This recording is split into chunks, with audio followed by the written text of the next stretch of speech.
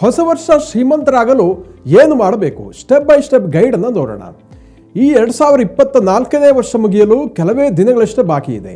ಹೊಸ ವರ್ಷ 2025ರಲ್ಲಿ ಹೊಸ ಸಂಕಲ್ಪಗಳನ್ನು ಕೈಗೊಳ್ಳಬೇಕು, ಹೆಚ್ಚು ಹಣವನ್ನು ಸಂಪಾದನೆ ಮಾಡಬೇಕು, ಹೆಚ್ಚು ಸ್ಥಿತಿವಂತನಾಗಬೇಕು, ಇದಕ್ಕಾಗಿ ಚೆನ್ನಾಗಿ ದುಡಿದು ಗಳಿಸಿ ಇನ್ವೆಸ್ಟ್ ಮಾಡಬೇಕು ಎಂಬಂತಹ ಗುರಿ ನಿಮ್ಮಲ್ಲಿ ಉಂಟಾಗಿರಬಹುದು. ಹಾಗಾದರೆ ಈ ಗುರಿಯನ್ನು ಹೆಚ್ಚು ಕಷ್ಟ ಆಗದಂತೆ ಅತ್ಯಂತ ವ್ಯವಸ್ಥಿತವಾಗಿ ಅಚ್ಚುಕಟ್ಟಾಗಿ ಸಾಧಿಸುವುದು ಹೇಗೆ ಎಂಬುದನ್ನು ಈಗ ನೋಡೋಣ. A penny saved is a penny earned ಎಂಬ ಮಾತಿದೆ. ಅಂದರೆ ನೀವು ಉಳಿತಾಯ ಮಾಡುವ ಒಂದೊಂದು ಪೈಸೆಯು ಒಂದೊಂದು ಪೈಸೆ ಸಂಪಾದಿಸೋದಕ್ಕೆ ಸಮಾನ ಎಂಬರ್ಥ. ಈಗ 1 ಪೈಸೆ 1 ರೂಪಾಯಿಗೆ ಮೌಲ್ಯ ಇಲ್ಲವೇ ಇಲ್ಲ ಎನ್ನುವಷ್ಟು ಸವಕಳಿ ಆಗಿರೋದ್ರಿಂದ ಉಳಿತಾಯ ಮಾಡುವ ಪ್ರತಿ 1 ಲಕ್ಷ ರೂಪಾಯಿಯು ಮತ್ತೊಂದು ಲಕ್ಷ ರೂಪಾಯಿ ಗಳಿಸಿದ್ದಕ್ಕೆ ಸಮ ಅಂತ ಬೇಕಾದರೆ ಬದಲಾಯಿಸಿಕೊಳ್ಳಬಹುದು. ಆದರೆ ಜೀವನದಲ್ಲಿ ನೀವು ಹಣ ಗಳಿಸುವುದನ್ನಷ್ಟೇ ಮುಖ್ಯವಾಗುವುದಿಲ್ಲ, ಗಳಿಸಿದ ಹಣವನ್ನು ಉಳಿತಾಯ ಮಾಡುವುದು ಕೂಡ ಅಷ್ಟೇ ಮುಖ್ಯವಾಗುತ್ತೆ. ಬಳಿಕ ಸೂಕ್ತ ರೀತಿಯಲ್ಲಿ ಹೂಡಿಕೆ ಮಾಡುವುದು ಕೂಡ ಎಲ್ಲಕ್ಕಿಂತ ಮುಖ್ಯವಾಗುತ್ತೆ. ಇಲ್ಲದೆ ಹೋದರೆ ನೀವು ಕೋಟಿ ಗಳಿಸಿದ್ರೂ ಕೂಡ ಅದನ್ನು ಉಳಿಸಲಾರಿರಿ ಎಂಬ ಸಂದೇಶವನ್ನು ಇದು ತಿಳಿಸುತ್ತೆ. ಇದಕ್ಕೊಂದು ಮನ ಕಲಕುವ ಉದಾಹರಣೆಯನ್ನು ನಾವಿಲ್ಲಿ ಸ್ಮರಿಸಿಕೊಳ್ಬಹುದು. ಯಾಕೆಂದರೆ ಇದರಿಂದ ಎಲ್ಲರೂ ಕಲಿಯಬಹುದಾದ ಪಾಠ ಬಹಳ ದೊಡ್ಡದು. ನೋಡಿ, 14 ವರ್ಷಗಳ ಹಿಂದೆ ಅಂದರೆ 2011ರಲ್ಲಿ ಬಿಹಾರ ಮೂಲದ ಸುಶೀಲ್ ಕುಮಾರ್ ಎಂಬ ಹುಡುಗನೊಬ್ಬ ಅಮಿತಾಬ್ ಬಚ್ಚನ್ ಅವರು ನಡೆಸಿಕೊಡುವ ಕೌನ್ ಬನೇಗಾ ಕರೋಡ್ಪತಿ ಎಂಬ ಸರಣಿಯಲ್ಲಿ ಬರೋಬ್ಬರಿ 5 ಕೋಟಿ ರೂಪಾಯಿ ಗೆದ್ದು ರಾತ್ರೋರಾತ್ರಿ ದೇಶದಲ್ಲೇ ಮನೆ ಮಾತಾಗಿದ್ದ. ಆತ ಪ್ರತಿಭಾವಂತ ಆಗಿದ್ದ. ಆದರೆ ಸುಶೀಲ್ ಕುಮಾರ್ಗೆ ದುರದೃಷ್ಟವಶಾತ್ ಅಷ್ಟೊಂದು ಹಣವನ್ನು ಹೇಗೆ ನಿರ್ವಹಿಸಬೇಕು ಎಂಬುದು ಗೊತ್ತಿರಲಿಲ್ಲ. ಊರಿನಲ್ಲಿ ಬಂಧುಗಳು ಸ್ನೇಹಿತರೆಲ್ಲ ಸುತ್ತುವರೆದರು.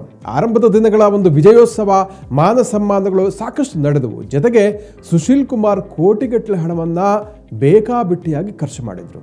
ಜೊತೆಗೆ ಹಲವು ನಯವಂಚಕರು ಅವರ ಸುತ್ತಮುತ್ತ ಸೇರಿಕೊಂಡು ಯಾಮಾರಿಸಿದರು.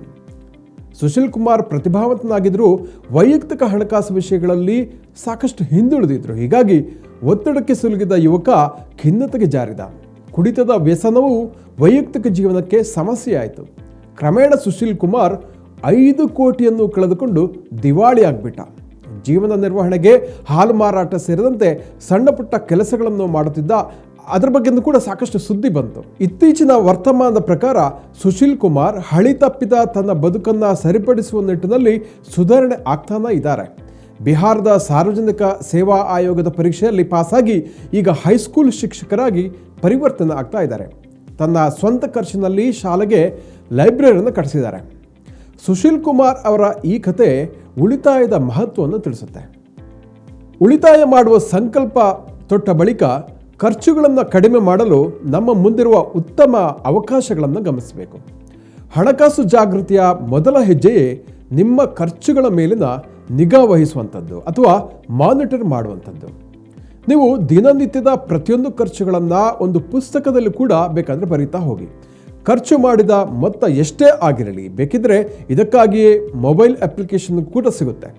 ಖರ್ಚು ಮತ್ತು ಉಳಿತಾಯವನ್ನು ನೋಟ್ ಮಾಡಿ ಇಟ್ಕೊಳ್ಳುವುದು ಬಹಳ ಮುಖ್ಯವಾಗುತ್ತೆ. ಹಣವನ್ನು ಎಷ್ಟು ಉಳಿಸಬೇಕು ಮತ್ತು ಎಷ್ಟು ಖರ್ಚು ಮಾಡಬೇಕು ಎಂಬುದು ಹಲವರಿಗೆ ಕಾಡುವ ಪ್ರಶ್ನೆ ಆಗಿರಬಹುದು. ಇದಕ್ಕಾಗಿ ಹಣಕಾಸು ಸಲಹೆಗಾರರು 50-30-20 ಎಂಬ ಸುಲಭ ಸೂತ್ರವನ್ನು ಜನಪ್ರಿಯಗೊಳಿಸಿದ್ದಾರೆ. ಮೊದಲಿಗೆ ನಿಮ್ಮ ಆದಾಯವನ್ನು 3 ಕೆಟಗರಿಗಳಲ್ಲಿ ಹಂಚಿಕೊಳ್ಳಿ. ಅವುಗಳೆಂದರೆ ನಿಮ್ಮ ಅಗತ್ಯಗಳಿಗೆ ಅಂದರೆ ನೀಡ್ಸ್ಗಳಿಗೆ, ಎರಡನೇದಾಗಿ ನಿಮ್ಮ ಬಯಕೆಗಳಿಗೆ ಅಂದರೆ ವಾಂಟ್ಸ್ಗಳಿಗೆ, ಮತ್ತು ಮೂರನೇದಾಗಿ ಉಳಿತಾಯಕ್ಕೆ ಸೇವಿಂಗ್ಸ್ಗೋಸ್ಕರ ಆದಾಯವನ್ನು ಅಂತ 3 ವಿಭಾಗಗಳಾಗಿ ವಿಂಗಡಿಸಿ. ಅಗತ್ಯ ಅಥವಾ ಅವಶ್ಯಕತೆಗಳಿಗೆ ನಿಮ್ಮ ಆದಾಯದ 50% ಪಾಲನ್ನು ಖರ್ಚು ಮಾಡಿ. ಅಂದರೆ ದಿನಸಿ, ಬಟ್ಟೆ, ಮನೆ ಬಾಡಿಗೆ, ಸಣ್ಣ ಪುಟ್ಟ ಸಾಲಗಳು, ಆರೋಗ್ಯ ವೆಚ್ಚ ಇವೆಲ್ಲವೂ ಕೂಡ ಅಗತ್ಯಗಳು, ಅದನ್ನು ದೂರ ಮಾಡಲಿಕ್ಕಾಗೋದಿಲ್ಲ. ಎರಡನೇದಾಗಿ ಆದಾಯದ 30% ಮೊತ್ತವನ್ನು ಬಯಕೆಗಳಿಗೆ ಅಂದರೆ ಕೆಲವೊಂದು ಆಸೆ ಇರುತ್ತೆ, ವಾಂಟ್ಸ್ ಇರುತ್ತೆ, ಅವುಗಳಿಗೋಸ್ಕರ ಖರ್ಚು ಮಾಡಿ. ಸಿನಿಮಾ ನೋಡುವಂಥದ್ದು ಇರ್ಬೋದು, ಯಾವುದೇ ಮನರಂಜನೆ, ವಿಹಾರ, ಹವ್ಯಾಸಗಳಿಗೆ ಅದನ್ನು ಬಳಸ್ಕೊಳ್ಳಿ.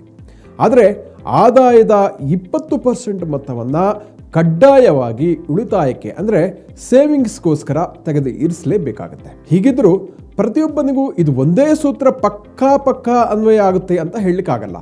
ಇದು ನಿಮ್ಮ ಆದಾಯ, ವಾಸದ ಸ್ಥಳ ಇತ್ಯಾದಿ ಅಂಶಗಳನ್ನು ಆಧರಿಸಿ ಇರಬಹುದು. ಆದರೆ ನಿಮಗೆ ಎಷ್ಟು ಸಾಧ್ಯವೋ ಅಷ್ಟು ಉಳಿತಾಯಕ್ಕೆ ಆದ್ಯತೆ ನೀಡುವುದನ್ನು ಯಾವತ್ತೂ ಮರಿಬೇಡಿ. ಆದಾಯಕ್ಕೆ 100% ಖರ್ಚು ಸಮಂಜಸ ಆಗೋದಿಲ್ಲ. ಇಂತಹ ಒಂದು ಸೂತ್ರವನ್ನು ಪ್ರತಿ ತಿಂಗಳು ತಪ್ಪದೇ ಅನುಸರಿಸೋದ್ರಿಂದ ನಿಮ್ಮ ಹಣಕಾಸು ವ್ಯವಸ್ಥೆ ಅಚ್ಚುಕಟ್ಟಾಗಿ ಸಮತೋಲನದಿಂದ ಬೆಳೀತಾ ಹೋಗುತ್ತೆ. ಇನ್ನು ಬಿಲ್ಗಳನ್ನು ಮತ್ತು ಸಾಲಗಳನ್ನು ಅಚ್ಚುಕಟ್ಟಾಗಿ ನಿರ್ವಹಿಸುವುದರಲ್ಲೂ ಕೂಡ ಸಾಕಷ್ಟು ಹಣವನ್ನು ಉಳಿತಾಯ ಮಾಡಬಹುದು. ಬಳಕೆಯಲ್ಲಿ ಇರದ ಎಲೆಕ್ಟ್ರಾನಿಕ್ಸ್ ವಸ್ತುಗಳನ್ನು ಅನ್ಪ್ಲಗ್ ಮಾಡಿ ಇಡುವಂಥದ್ದು, LED ಬಲ್ಬ್ಗಳ ಬಳಕೆ ಇತ್ಯಾದಿ ಸಣ್ಣ ಪುಟ್ಟ ಬದಲಾವಣೆಗಳನ್ನು ನೀವು ಮಾಡಬಹುದು. ಜೊತೆಗೆ ಸೋಲಾರ್ ಪವರ್ ಪ್ಯಾನೆಲ್ಗಳನ್ನು ಬಳಸಿ ಕೂಡ ಹಣವನ್ನು ಉಳಿತಾಯ ಮಾಡಬಹುದು. ಕೇಂದ್ರ ಸರ್ಕಾರ ಕೂಡ ಈ ನಿಟ್ಟಿನಲ್ಲಿ ಇತ್ತೀಚೆಗೆ ಸೂರ್ಯಘರ್ ಎಂಬ ಉತ್ತಮ ಯೋಜನೆಯನ್ನು ಜಾರಿಗೊಳಿಸಿದೆ. ಭವಿಷ್ಯದ ದಿನಗಳಲ್ಲಿ ಸೌರಶಕ್ತಿಯ ಬಳಕೆ ದೇಶದಲ್ಲಿ ಮತ್ತಷ್ಟು ಜನಪ್ರಿಯವಾಗಲಿದೆ. 5 kilowatt roof top solar panel ಅಳವಡಿಸಿದ್ರೂ ಕೂಡ ತಿಂಗಳಿಗೆ 600 ಯೂನಿಟ್ ವಿದ್ಯುತ್ ಉಳಿತಾಯ ಮಾಡಬಹುದು. ಇನ್ನು ಸೋಲಾರ್ ದ್ವಿಚಕ್ರ ವಾಹನಗಳನ್ನು, 2 ವೀಲರ್ಗಳನ್ನು ರೀಚಾರ್ಜ್ ಮಾಡಬಹುದು. ಇದರಿಂದ ಕೂಡ ಪೆಟ್ರೋಲ್ಗೆ ನೀವು ಬಳಸುವ ಹಣವನ್ನು ಉಳಿತಾಯ ಮಾಡಬಹುದು. ನೀವು ಗೃಹ ಸಾಲ, ವಾಹನ ಸಾಲವನ್ನು ಹೊಂದಿರಬಹುದು. ಪ್ರತಿ ವರ್ಷ ಕನಿಷ್ಠ 1-2 ಕಂತುಗಳನ್ನು ಎಕ್ಸ್ಟ್ರಾ ಅಥವಾ ಹೆಚ್ಚುವರಿಯಾಗಿ ಮರುಪಾವತಿಸಿದರೆ, ರೀಪೇಮೆಂಟ್ ಮಾಡಿದರೆ ಬೇಗ ಸಾಲ ಮುಗಿಯುವುದಲ್ಲದೆ ಲಕ್ಷಾಂತರ ರೂಪಾಯಿ ಉಳಿತಾಯ ಕೂಡ ಸಾಧ್ಯ ಆಗುತ್ತೆ. ಸೇವಿಂಗ್ಸ್ ಅಕೌಂಟ್ ಸ್ಟ್ರಾಟಜಿಗಳನ್ನು ಕೂಡ ನೀವು 2025ರಲ್ಲಿ ಮಾಡಬಹುದು.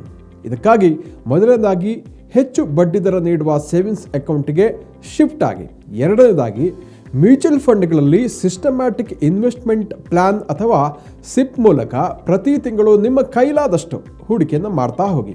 ಇನ್ನು ರೆಕರಿಂಗ್ ಡೆಪಾಸಿಟ್, ಸಾರ್ವಜನಿಕ ಭವಿಷ್ಯ ನಿಧಿ ಅಥವಾ PPF, ನ್ಯಾಷನಲ್ ಪೆನ್ಷನ್ ಸ್ಕೀಮ್ ಅಥವಾ NPS, ಸುಕನ್ಯಾ ಸಮೃದ್ಧಿ ಕೂಡ ನಿಯಮಿತ ಉಳಿತಾಯಕ್ಕೆ ಸಹಕಾರ ಮಾಡುತ್ತೆ. ಅದು ನಿಮ್ಮ ಸ್ಯಾಲರಿ ಅಕೌಂಟ್ನಿಂದಲೇ ಟ್ರಾನ್ಸ್ಫರ್ ಆಗೋ ಹಾಗೆ ಮಾಡಿಕೊಳ್ಳಿ. ಖರ್ಚಿಗೆ ಮುನ್ನ ಉಳಿತಾಯಕ್ಕೆ ಆದ್ಯತೆ ನೀಡಿ. ಹಾಗಾದರೆ ಉಳಿತಾಯ ಯಾಕೆ ಮಾಡಬೇಕು? ಭವಿಷ್ಯದಲ್ಲಿ ಎಂದೋ ಒಂದು ದಿನ ಮಾಡುವ ಖರ್ಚನ್ನು ಈಗಲೇ ಮಾಡಿ ಎಂಜಾಯ್ ಮಾಡಬಹುದಲ್ಲ ಅಂತ ಅನ್ನಿಸ್ಬೋದು. ಆದರೆ ಅದೇ ನಾವು ಮಾಡುವ ದೊಡ್ಡ ತಪ್ಪು. ಭವಿಷ್ಯದಲ್ಲಿ ಬರಬಹುದಾದ ಹಣಕಾಸು ವಿಪತ್ತುಗಳನ್ನು ಎದುರಿಸಲಿಕ್ಕೆ ಎಮರ್ಜೆನ್ಸಿ ಫಂಡ್ ಅತ್ಯಂತ ಅಗತ್ಯ. ನಿವೃತ್ತಿಯ ಬದುಕಿಗೂ ಹೂಡಿಕೆ ಮಾಡುವುದು ಅತ್ಯಂತ ಮುಖ್ಯವಾಗುತ್ತೆ. ಮಕ್ಕಳ ಶಿಕ್ಷಣ, ಮದುವೆ, ಮನೆ, ಫಾರ್ಮ್ ಹೌಸ್, ಬಂಗಾರ, ಬೆಳ್ಳಿ, ವಾಹನ ಖರೀದಿಗೂ ದೊಡ್ಡ ಮೊತ್ತದ ಹಣ ಬೇಕಾಗುತ್ತೆ. ಇದೆಲ್ಲ ಹೊಂದಿಸಿಕೊಳ್ಳಲಿಕ್ಕೆ ಉಳಿತಾಯದ ಹವ್ಯಾಸವೇ ಮೊದಲ ಹೆಜ್ಜೆ ಎಂಬುದನ್ನು ಯಾವತ್ತೂ ಮರಿಬಾರದು. ವೀಕ್ಷಕರೇ, ಇಂಥ ಮತ್ತಷ್ಟು ಉಪಯುಕ್ತ ವಿಡಿಯೋಗಳಿಗೋಸ್ಕರ ವಿಶ್ವವಾಣಿ TV ಸ್ಪೆಷಲ್ ಯೂಟ್ಯೂಬ್ ಚಾನಲನ್ನು ವೀಕ್ಷಿಸಿ ಹಾಗೂ ಸಬ್ಸ್ಕ್ರೈಬ್ ಮಾಡಿ. ವಂದನೆಗಳು.